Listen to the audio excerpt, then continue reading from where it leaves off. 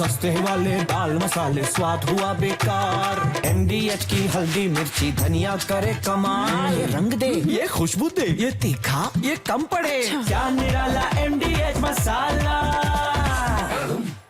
मेरे पास एक कोट है और ये दिवंगत नेता देश के पूर्व वित्त मंत्री अरुण जेटली जी का कोट है। जब जीएसटी लागू हुआ था तो उन्होंने, सुनिए सर प्लीज, उसमें बोलिएगा। उन्होंने कहा था कि जीएसटी लागू होने में कोई एक व्यक्ति क्रेडिट नहीं ले सकता, इसमें तमाम पिछली सरकारों का भी योगदान है। और वो ये कह रहे हैं कि ये कलेक्टिव प्रॉपर्टी है। जब वो ये कह के गए, जो जीएसटी लागू करवा के गए, आप एक सिरे से खारिज कर दे रहे हैं कि नहीं, इनका कोई योगदान ही नहीं है। अरे अग्रवाल साहब जरा सुन तो लीजिए, मैं क्या कह रहा हूँ कि ये चाहते तो जीएसटी लागू ही नहीं होने देते, लेकिन ये हमारी कोशिश की वजह से देश में जीएसटी लागू हुआ और लोगों को राहत पहुंचाने का। अगर आप देखिए इनडायरेक्ट कलेक्शन और डायरेक्ट कलेक्शन, जब पहले इनडायरेक्ट कलेक्शन बहुत बड़ा रहता था, इसलिए कि कई अलग अलग तरीके से रैशनलाइजेशन नहीं होता था, कई अलग अलग तरीके से हर स्टेट में जाइए, हर डिस्ट्रिक्ट क्रॉस कीजिए, आपको कुछ ना कुछ देना पड़ता था। अब जीएसटी लागू होने से ये सारी चीजें खत्म हो गई, तो अपने आप उसका कलेक्शन भी कम हुआ, तो भार भी लोगों पे भी कम हुआ, आम जनता पे भार भी कम हुआ। सैयद जफर इस्लाम, मेरे एक सवाल का जवाब दीजिए। मेरे एक सवाल का जवाब दीजिए। मैं समझ गया सर, मेरा एक सवाल सुन लीजिए। क्या आपको कांग्रेस का इसमें योगदान दिखता है? नहीं। और दूसरा, चुनाव के समय ही आपको जीएसटी में सुधार की याद आ रही है, इससे पहले क्यों नहीं किया? बजट में क्यों नहीं कर दिया, या 8 साल में क्यों नहीं किया, जो कांग्रेस पूछ रही है आपसे? अरे भाई, कौन से चुनाव के बारे में कह रहे हैं आप? बिहार के चुनाव? बिहार का चुनाव में क्या ऐसा जीएसटी से क्या लेना देना उसका? कैसी बातें कर रहे हैं? बिहार के लोग जीएसटी नहीं देते। कई बार ऐसे प्रपोजल लेकर इन लोग नहीं, बिहार के इलेक्शन के लिए जीएसटी नहीं है। वही मैं आपको बता रहा है। जीएसटी देश के बाकी स्टेट नहीं है क्या जिसको जीएसटी का फायदा होगा? कैसे बिहार को फायदा होने वाला है? कैसी बातें कर रहे हैं भाई? इस सब पूरे देश के हर नागरिकों को होने वाला। मैं इसको भी थोड़ा विस्तार से 10 सेकंड 1 मिनट का टाइम दिए विस्तार से बताऊंगा। देखिए, आज जीएसटी से जिस तरह से, देखिए 2 चीजें हैं। एक तो मानना पड़ेगा कि देखिए, अगर कोई बाहर से लोग, जैसे अमेरिका टैरिफ वार किया, तो अपनी जनता की चिंता किसको करनी चाहिए? सरकार को करनी चाहिए। सरकार ने अर्थव्यवस्था और जनता दोनों की चिंता करते हुए जो है जीएसटी रैशनलाइजेशन की बात की। पहले इंटरेस्ट रेट में कट किया, 100 बेसिस पॉइंट, टैक्स में कट किया। किसके लिए किया? क्या उस वक्त इलेक्शन था जब हमने टैक्स कट किया, जब इंटरेस्ट रेट कट किया? और ये आप तो समझते हैं इकोनॉमी, और ये जीएसटी रैशनलाइजेशन से अनदर 30 बेसिस पॉइंट का फायदा, सब मिला के 100 बेसिस पॉइंट का स्टिमुलस हो गया इकोनॉमी में। और फायदा किसको हुआ?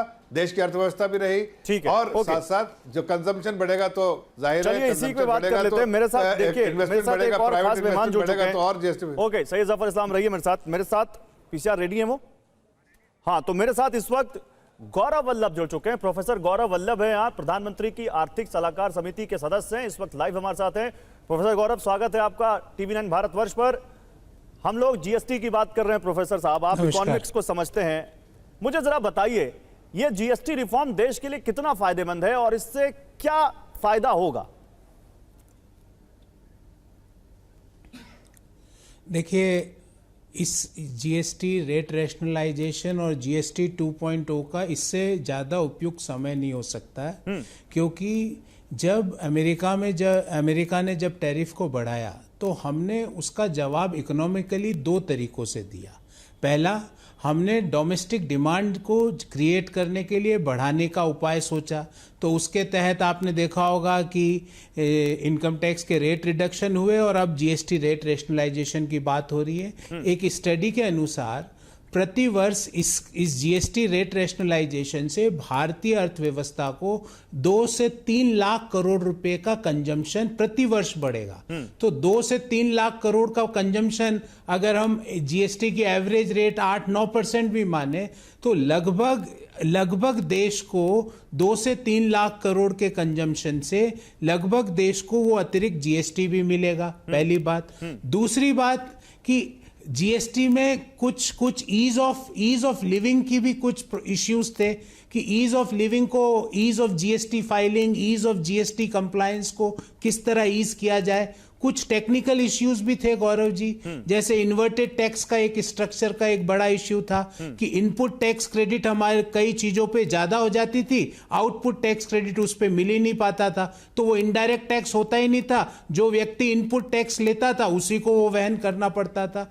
तो मुझे उम्मीद है कि जीएसटी काउंसिल एक भारत का एक सामूहिक रूप है जिसमें राज्य से लेके केंद्र तक सब लोगों के प्रतिनिधि है और सामूहिक रूप से ये भारत के लिए, भारत के उद्योगों के ईज ऑफ टैक्स फाइलिंग के लिए, प्रोफेसर गौरव वल्लभ, जीएसटी की कुछ जो देश के इश्यूज थे उनको देश में अर्थव्यवस्था मजबूत होगी। और आप जो आपने शुरुआत में टैरिफ का जिक्र किया, आप ये कह रहे हैं कि जो निर्यातकों को नुकसान होगा और जो तमाम एजेंसीज कह रही हैं कि जीडीपी इसमें 1% तक कम हो सकती है 50% टैरिफ की वजह से, वो मिटिगेट होगा, उसकी काट है ये, वो नुकसान हम कम कर पाएंगे इससे।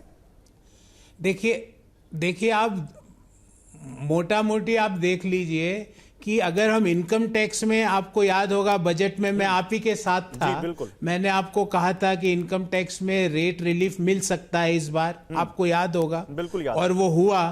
तो अगर हम इनकम टैक्स के रेट रिलीफ्स और जीएसटी को मिला लें तो 5.5 लाख करोड़ का एडिशनल कंजम्पशन प्रति वर्ष देश में होगा।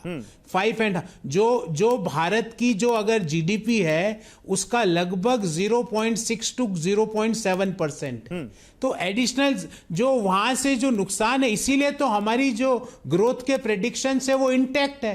भले रिजर्व बैंक हो, आईएमएफ हो, सभी कह रहे हैं 6.5 से 6.8% के बीच इंडिया की ग्रोथ स्टोरी इंटैक्ट है, क्योंकि हमारा डोमेस्टिक जो कंजम्पशन है हम उसको सब्स्टिट्यूट कर देंगे। हमारे दर्शकों को टैरिफ से जो नुकसान होने वाला है वो कम हो जाएगा क्या? रोजगार जो जाने वाले हैं, जो निर्यातकों को कब नुकसान होने वाला है वो कम हो जाएगा? दो तरीके से कम होगा। पहला तो डिमांड जनरेशन के द्वारा, निश्चित रूप से 0.6% ऑफ जीडीपी जीएसटी के रेट रैशनलाइजेशन से पूरा होगा, और दूसरा एक्सपोर्ट डाइवर्सिफिकेशन के द्वारा। जब मैं कहता हूं एक्सपोर्ट डाइवर्सिफिकेशन, हम दुनिया के दूसरे देशों के साथ आज एफटीएस कर रहे हैं, ब्रिटेन के साथ एफटीए हुआ, दूसरे देशों के साथ दूसरे मार्केट्स की खोज चालू है। तो भारत की अर्थव्यवस्था पर टैरिफ का as far as growth is concern कोई फर्क नहीं पड़ेगा, और रेट रैशनलाइजेशन से राज्यों की स्टेट जीएसटी को स्टेट बैंक की स्टडी के अनुसार 10 लाख करोड़ रुपए का एडिशनल उनका इनफ्लो बढ़ेगा। ठीक है, बहुत शुक्रिया गौरव वल्लभ जी आपका समय हमें देने के लिए। प्रोफेसर गौरव वल्लभ, प्रधानमंत्री की आर्थिक सलाहकार समिति के सदस्य, साफ कहते हुए कि जीएसटी से फायदा ही फायदा है, विन विन सिचुएशन है। लेकिन पाशा जी, कहीं ये विन विन सिचुएशन इलेक्शन में भी ना हो जाए एनडीए के लिए, क्या कहना है आपका? गौरव अग्रवाल जी, भारतीय जनता पार्टी थूक कर चाटने में महारत रखती है। अब तक जितनी पॉलिसियां इसकी बनी, भारतीय जनता पार्टी ने बनाई पिछले 11.5 साल में, आपने देखा होगा कि किस तरह से वो यू टर्न लेती रही है, जबकि अपोजिशन पार्टियां उसको पहले से ही इसके लिए सावधान करती रही हैं कि उसकी नीतियां क्यों गलत हैं और इन नीतियों में सुधार की जरूरत क्यों है।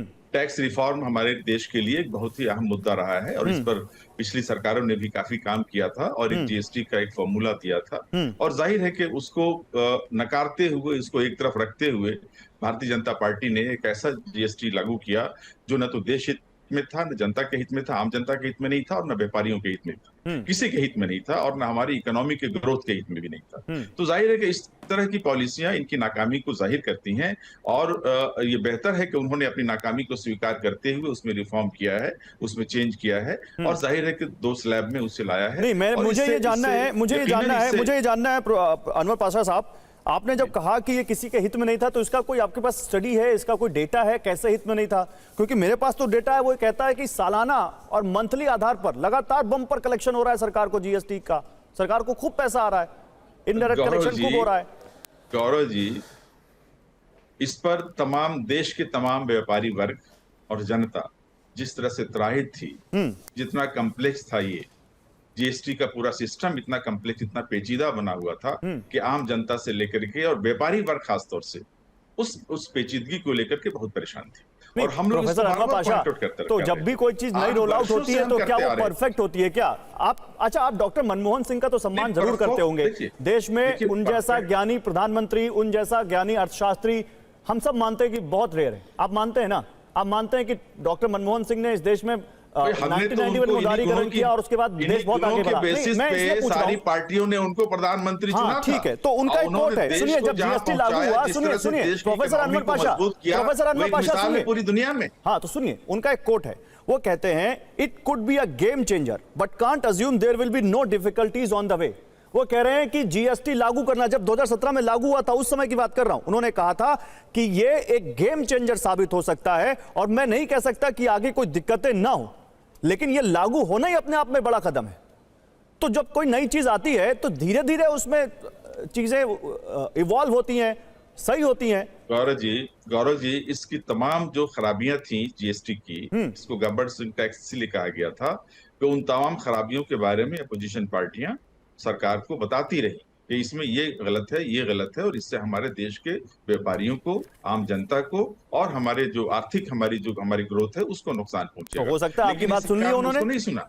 आज उन्हीं बातों को, हम जिन बातों की तरफ कहते आए थे 8 साल में, हाँ। उन्हीं बातों को आज उसने स्वीकार किया और अपनी नाकामी को स्वीकार किया। सस्ते वाले दाल मसाले स्वाद हुआ बेकार। एमडीएच की हल्दी मिर्ची धनिया करे कमाल। ये रंग दे, ये खुशबू दे, ये तीखा, ये कम पड़े। क्या निराला एमडीएच मसाला।